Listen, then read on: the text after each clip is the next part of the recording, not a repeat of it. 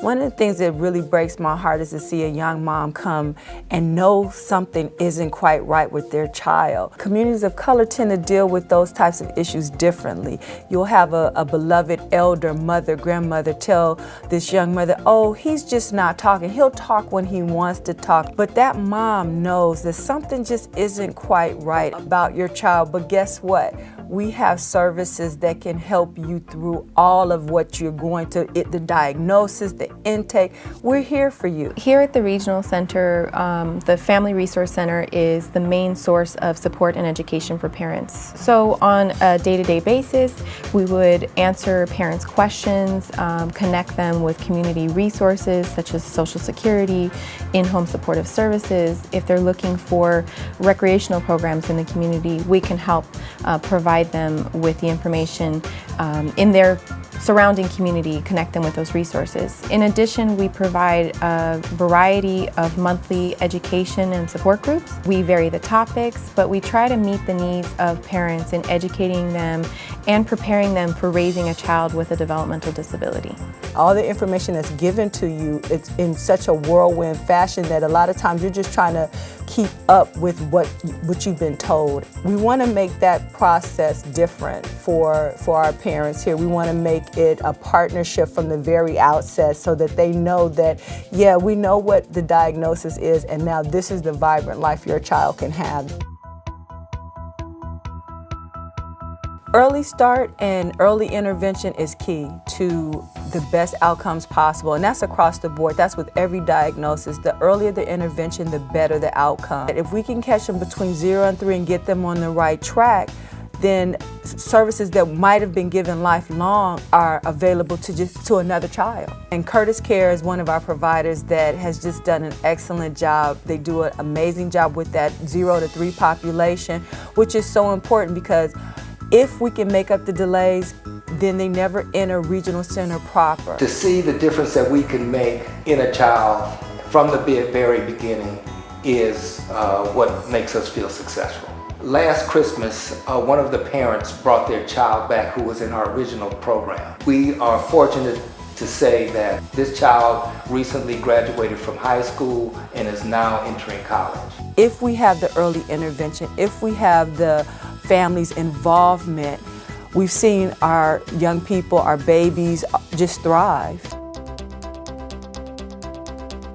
We partner with over 900 vendors to make sure that we're in compliance with what the state is charging us to do, which is to provide services in the community.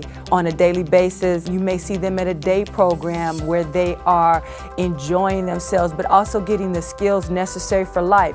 Money management, counting money, making beds. Some service providers take our consumers out into the community to feed the homeless. We want people to live full, vibrant lives, and we want them to be community assets and feel a part of the community because they are a part of the community. We don't relegate our consumers, our stakeholders to the state hospitals anymore. We have a mandate to make sure that they are fully included. Inclusion is key, and SCLARC is on its job.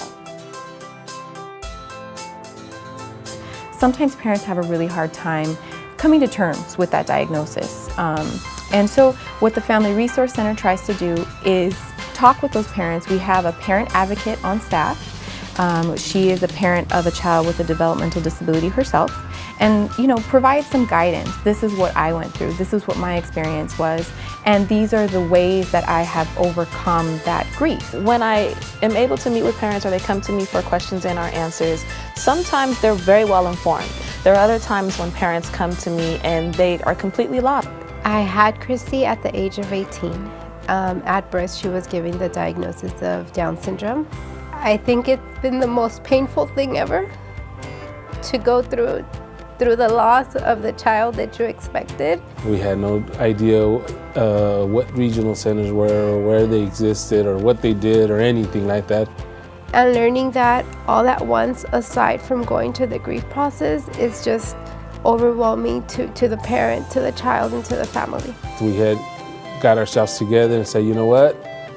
From now on, we're going to do everything we can do for our son, and let's start by calling the regional center. So that's what we did. South Central Regional Center, to be exact, has been a guiding light.